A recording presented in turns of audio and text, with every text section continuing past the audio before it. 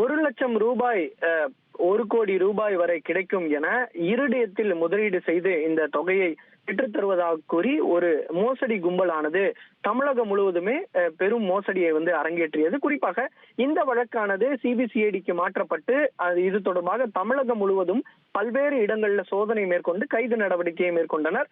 அப்போது 30 நபர்களை சிபிசிஐடி போலீசார் கைது செய்து பல லட்சம் ரூபாய் பணம் மற்றும் தங்கம் உள்ளிட்ட சொத்து பத்திரங்களை பறிமுதல் செய்தனர்.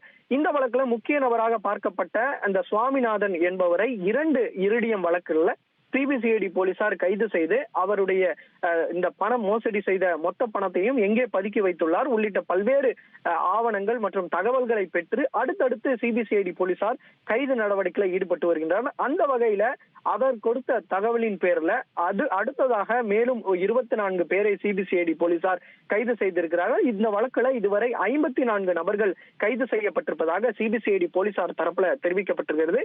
இந்த பணம் முழுவதுமே ஒரு நபரிடம், அதாவது சிண்டிகேட்டோட ஒரு தலைவனிடம் இந்த பணத்தை முழுவதுமாக கொடுத்திருப்பதாக சுவாமிநாதன் என்பவர் ஒரு தகவலை ஒன்று கொடுத்திருக்கிறார். இந்த தகவல் உண்மையானதானா அல்லது தவறாக தெரிவிக்கிறாரா என்ற கோணத்துல சிபிசிஐடி போலீசார் தீவிரமாக விசாரணை மேற்கொண்டு வருகின்றனர். 50 சிண்டிகேட் குழுக்களை அமைத்து இந்த இரிடியத்துல முதலீடு செய்தால் பல கோடி ரூபாய் சம்பாதிக்கலாம் எனத்தான் மோசடி செய்திருப்பதும் விசாரணையில தெரிய வந்ததை அடுத்து இந்த 50 சிண்டிகேட் கும்பலை இயக்கியது யார் உள்ளிட்ட பல்வேறு கோணங்கள்ல சிபிசிஐடி போலீசார் விசாரணை மேற்கொண்டு வருகின்றனர். அது மட்டுமின்றி இந்த சுவாமிநாதன் என்பவர் இந்த மோசடி செய்த பணங்களை பல வங்கி பரிவர்த்தனைகளையும் அது மட்டுமின்றி நில மற்றும் பல்வேறு சொத்துக்களை குவித்திருப்பதும் தெரிய வந்திருக்கிறது.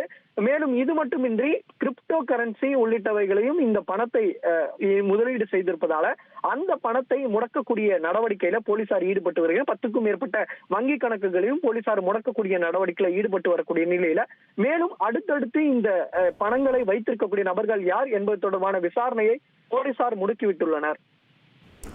உங்களுடைய தகவல்களுக்கு நன்றி சாலமன்.